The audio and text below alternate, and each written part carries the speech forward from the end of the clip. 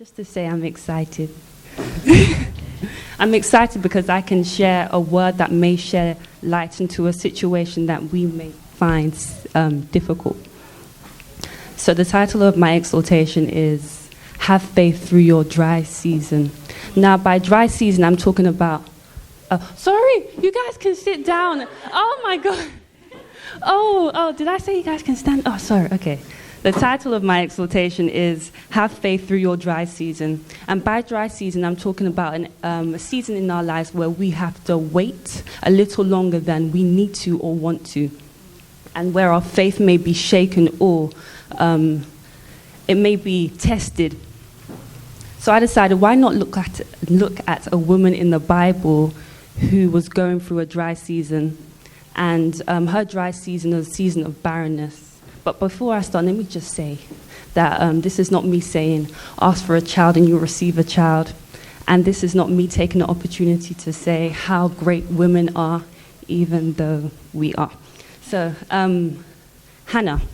Hannah was I called her Sweet Hannah because of what she went through.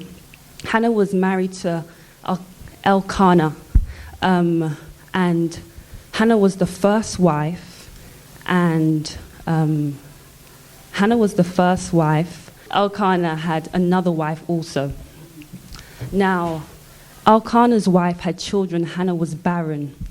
And this was difficult for Hannah because this was going on for 10 years. And during that time, she would go year after year to the place where she used to worship. And she would receive mockery from Elkanah's wife because she was barren. Back then, a barren lady was considered as useless. So this was a lot going through Hannah's mind, and this was weighing heavily on her. So she would go year after year and pray, but nothing. And one faithful day, she went into the house where to the place where she usually worshipped. And she laid everything out. And she said, probably went like this: God, wife number 2 is on my neck. She won't stop. She won't leave me alone. She's on me. And God, remember your servant. Remember me. Remember me. She cried. She wept. And lo and behold, she went back to her husband. They did what they did best to make a child. And she gave birth.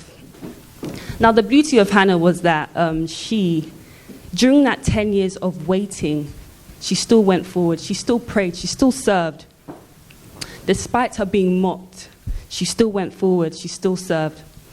And she remembered that the only person that could give her what she wanted was God.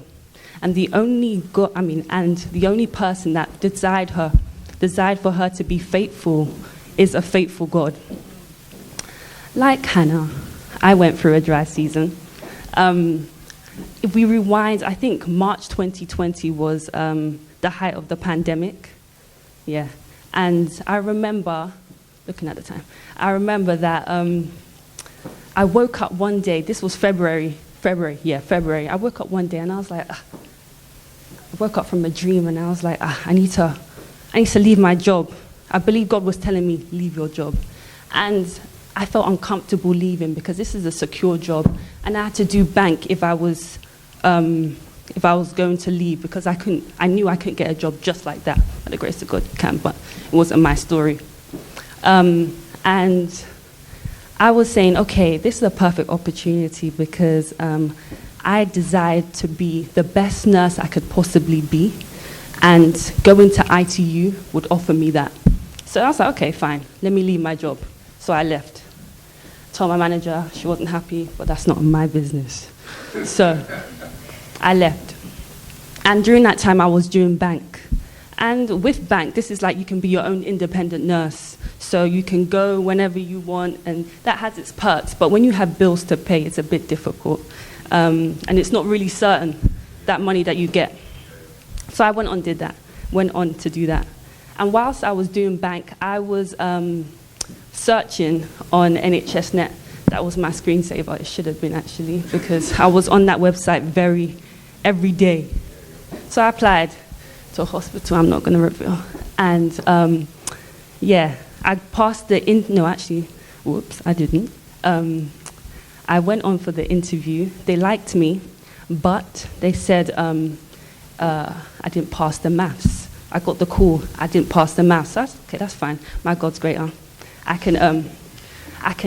They gave me another opportunity to, do the test. So I did the test, and I got a call. And then she, the lady, lovely lady, God bless her, she said, unfortunately, you didn't get the job, but you can apply 3 months later. And I said, so what does this mean?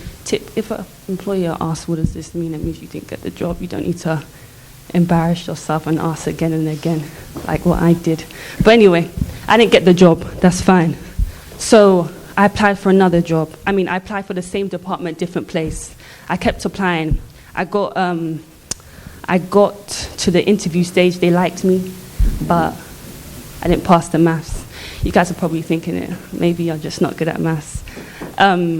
With that maths, I didn't know I was going to see algebra. So and you had to look through a big book to find different medication. This was different for me. I guess, okay, this is ITU. This is where the big nurses go. Okay, fine. So I was thinking, God, you asked me to leave my job. I left. Okay, let's apply again. I applied for another place. They liked me, but I didn't pass the maths. Okay, yeah, fine. Yeah. So anyway, that was 3 attempts. So 3 months passed. I applied for the same place that said, apply 3 months later. And I didn't. And I was thinking, okay, my tactic is I'm going to say everything I said for the interview because they liked me, and just, work hard and hard and hard for the maths. So I passed the maths, but I did not pass the interview. So I was thinking, God, wait, what? Why is this happening? Why? And now I have responsibilities that I have. I will go to church, and I'll feel very down. And I'm like, what's going on? You told me to leave my job. Okay, fine. Let me trust you. So, fine. 3 months, 3 months had passed, so I applied for another job. I didn't get it. So now my faith was very shaken. I was thinking, why, God, did you ask me to leave? And now I'm here. So even my friends will say, don't worry, we'll fast. I said, sure, you can do that. That's fine. That's great. I'm praying. That's great. So I applied for another job, the same position, and by the grace of God, I got the job. Now, it took 7 months for me to get the yes that I wanted, and it took 5 rejections. But I remembered that the God I serve, the all-knowing, all-loving God, has a perfect plan for me, and He has timed it very well for me. So I'm telling you guys, when you have that period where you guys are waiting, trust and believe that the God that you serve is and has not forgotten about you. And sometimes this wait period can be a humbling reminder that the things that you get isn't through your might, but it's through God alone. So, this is where I end. Okay.